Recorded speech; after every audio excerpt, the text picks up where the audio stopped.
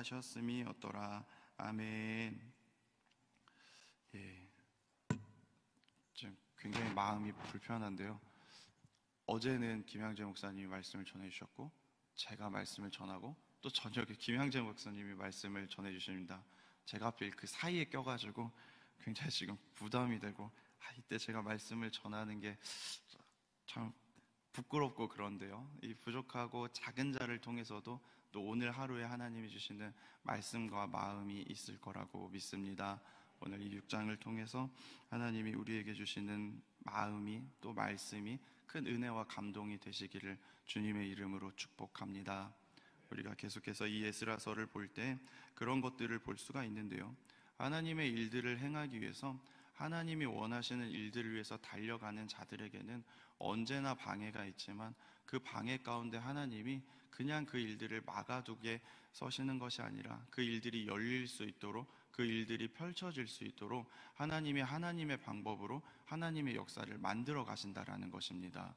성경의 모든 일들 가운데 어려움이 있고요, 고난이 있고요, 시험이 있고 환난이 있었었지만, 그럼에도 불구하고 우리가 마음의 중심 가운데 잃지 말아야 하는 것은 하나님이 우리의 하나님이시기 때문에, 하나님이 나의 하나님이시기 때문에 하나님이 언제나 우리를 통하여 하나님의 놀라운 일들을 볼 수 있게 해주신다는 것입니다. 우리의 모든 삶 가운데 낙심하시지 마시고요, 실망하시지 마시고 실족하시지 마시고, 하나님의 때에 하나님의 방법을 펼치실 것을 기대하는 믿음을 소유하시기를 축복합니다. 오늘 말씀에도요, 이 성전 건축을 하는 일들 가운데 이 다뜨네의 무리가 이 정말 성전 건축이 고레스의 명령이 맞는지 확인하며 성전 건축을 막아서는 일이 있었습니다. 그런데 그때 하나님이 그 일들을 계속해서 이루시기 위하여 고레스의 칙령이 기록된 두루마리를 발견하게 하셨고요, 그 두루마리가 발견됨으로 말미암아 하나님의 성전이 지어진 일들에 박차를 가할 수 있게 되었습니다. 그런데 오늘 이 말씀 가운데 이 하나님의 일들을 이루시려고 고레스 왕의 칙령이 기록된 두루마리가 발견된 장소를 우리가 눈여겨볼 필요가 있는데, 이 눈여겨볼 장소는요, 하나님의 자녀들이 가지고 하나님의 원하는 때 이것들을 사용한 것이 아니라 하나님이 아닌 이방인의 이방인의 왕의 궁에 소중하게 보관되었다가 하나님의 일을 이루시고자 할 때 발견되게 하셨다라는 것입니다. 즉 이게 무슨 뜻이냐면요, 하나님은 하나님의 일들을 이루시기 위해서요, 가끔씩은 이 내부적으로 모든 것들을 해결하게 하실 때도 있지만, 때로는 이 외부적인 것들을 통해서 하나님의 도움이 오도록 하게 하신다라는 것입니다. 우리의 삶 가운데요, 예상치 못한 일들이 너무나 많이 일어나는데요, 그때 하나님은요, 더 예상치 못하는 방법으로 이것들을 풀어 가신다라는 것입니다. 특별히요, 우리가 이 4월 10일 국회의원 선거를 앞두고 있는데요, 그 선거를 위해서 기도해야 함도 이런 이유 때문이지 않나 싶습니다.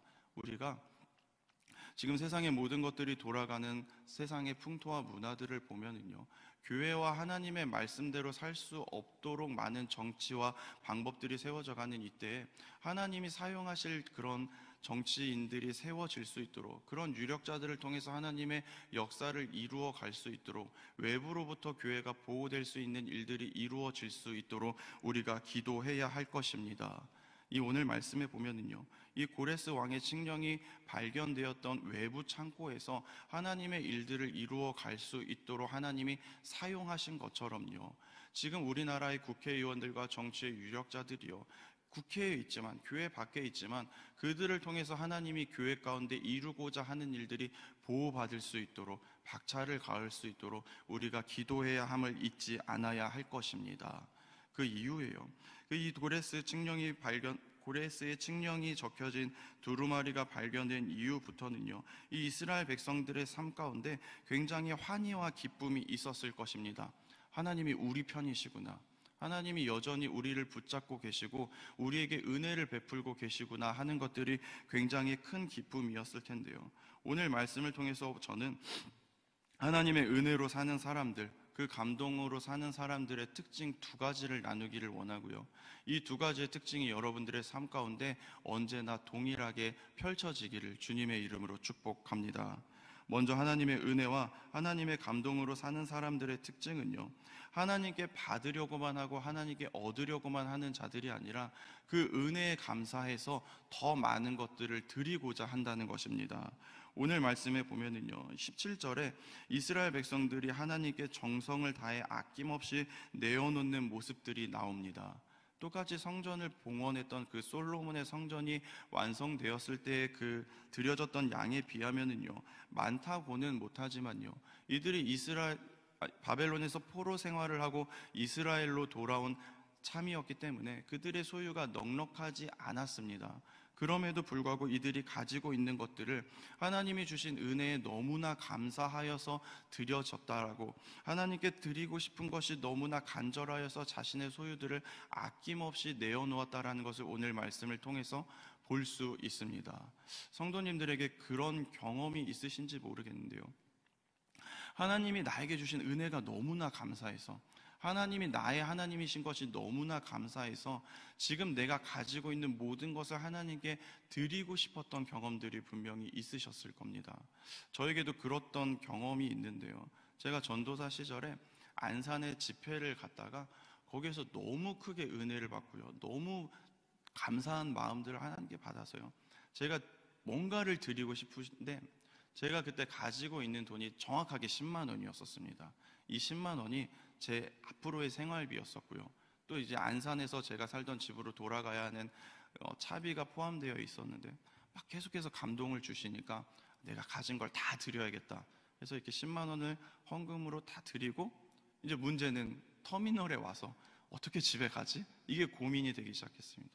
근데 마음에 핸드폰을 핸드폰으로 잔고를 확인해 보라는 감동이 있어서 핸드폰을 봤는데 정확하게 집에 돌아갈 차비가 들어와 있는 겁니다. 나중에 알고 봤더니 제가 예전에 인터넷으로 뭔가를 샀는데 이중 결제가 돼서 이게 환불이 됐는데 그 금액이 정확하게 집으로 돌아갈 차비와 똑같았던 겁니다.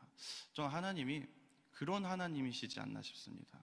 하나님이 받은 은혜에 감사해서 하나님이 주신 그 감사의 조건들이 너무나 기뻐서 하나님께 더 드리려 하면 하나님이 그 마음을 받으시고 더 좋은 것으로 우리에게 채워주시지 않나 싶습니다. 언제나 하나님의 은혜에 감동되시기를 축복합니다. 그래서 내가 더 좋은 것을 드리고자 할 때, 내 중심을 드리고자 할 때, 더 선한 것으로 하나님의 은혜에 갚아드리고자 할 때 하나님이 여러분들에게 삶 가운데 감사와 은혜가 마르지 않게 하실 것입니다. 또 두 번째로요, 하나님의 은혜에 감사하여서 하나님의 감동으로 사는 사람들은요, 더 거룩하게 살겠다 하는 의지가 끊이지 않습니다. 오늘 말씀에 보면은요, 20절부터 이스라엘 백성들이 유월절을 맞이하여서 정결 예식을 시작했습니다. 21절에 보면은요, 이 이스라엘 백성들이 이방 사람의 더러운 것으로부터 스스로를 구별하기 시작했습니다. 이 이스라엘 백성들이요, 바벨론에서 포로의 생활들을 하면서요, 원하지 않았던 세상의 때가 묻었기 때문에 하나님의 은혜에 감사해서 하나님이 주신 것들을 살펴보다 보니까 나를 발견하게 된 겁니다. 그래서 내가 더욱더 하나님과 깊은 관계로, 더 깊은 사귐의 관계로 나아가기 위해서 나에게 묻어있는 세상의 때들이 장애물이 될 것 같으니까, 방해가 될 것 같으니까 그것들을 털어내는 작업들을 했다라는 것입니다. 하나님께 은혜를 받은 사람들의 특징이 그렇지 않나 싶습니다. 하나님이 주신 은혜가 너무나 감사해서 내가 하나님과 더욱더 친밀하고 싶어서, 하나님과 더욱더 깊어지고 싶어서, 하나님의 손을 놓치고 싶지 않아서 계속해서 내 안의 죄악들을 털어내고 거룩해지고 정결해지고 깨끗해지려 하는 것들이 하나님께 은혜를 받은 사람들의 특징인 것을 잊지 않으시기를 바랍니다. 우리의 삶 가운데 이게 목표가 됐으면 좋겠습니다. 많은 것들을 누리고요, 많은 것들을 취하고요, 풍성함과 풍요를 위해서 우리가 이 신앙생활을 하는 것이 아니라 계속해서 하나님을 알아가고 싶어서, 하나님과 계속해서 깊어지고 싶어서, 내 삶 가운데 하나님을 정확하게 만나는 그 순간들과 경험을 놓치고 싶지 않아서 주를 위해서 계속해서 거룩을 찾는 여러분들이 되시기를 주님의 이름으로 축복합니다. 그런데 이 세상의 많은 사람들은요, 하나님이 은혜를 주셔서 어떤 고난의 순간들을 넘어가면, 어떤 시험의 순간들을 넘어가면 이제는 내가 평안하게 됐다 해서 하나님께 받았던 그 은혜를 잊어버리고 다시 예전으로 돌아가지 않나 싶습니다. 그런데 저와 여러분은요, 예전으로 돌아가는 자들이 아니라 더 하나님께 깊어지기 위해서, 더 하나님을 만나기 위해서 그 은혜의 자리 가운데 머무는 저와 여러분 되기를 하나님이 원하고 계십니다. 특별히 이 말씀 집회 가운데요, 많은 은혜를 받으셔서요, 더 하나님께 귀한 것을 드리려 하는 자들, 더 하나님과 깊어지려고 거룩하여지는 저와 여러분 되기를 하나님이 원하고 계십니다. 하나님의 은혜에 흠뻑 취해 사는 삶이 살아가시기를 주님의 이름으로 축복합니다. 오늘 앞으로 다가올 이 말씀 집회 남은 한 시간 가운데 큰 은혜를 받으셔서 그 은혜 가운데 언제나 거하기를 소망하는 저와 여러분, 우리 교회가 되기를 주님의 이름으로 축복합니다. 기도하겠습니다. 사랑과 은혜의 주님, 오늘 말씀의 이스라엘 백성들은 하나님께 큰 은혜를 받아서 더 귀한 것을 드리고자 하였고 더 거룩한 삶을 살고자 하였습니다. 하나님, 우리에게도 큰 은혜를 베풀어 주셨사오니 하나님께 더 귀한 것을 드리고자 달려가는 주의 백성들 되게 하여 주시고 세상에 섞이지 않고 더 거룩한 모습으로 하나님께 마음 아파하는 자들이 될 수 있도록 주님 역사하여 주시옵소서. 우리의 삶 가운데 구하고 바라는 것이 세상의 자랑이나 세상의 명예나 세상의 물질이 아니라 하나님 한 분만이 되게 하여 주시고 그것들이 우리의 삶 가운데 임하였을 때 하나님이 더하여 주시는 기쁨과 감사가 마르지 않는 저희들 되게 하여 주시옵소서. 예수님의 이름으로 기도합니다. 아멘. 하늘에 계신 우리 아버지, 아버지의 이름을 거룩하게 하시며 아버지의 나라가 오게 하시며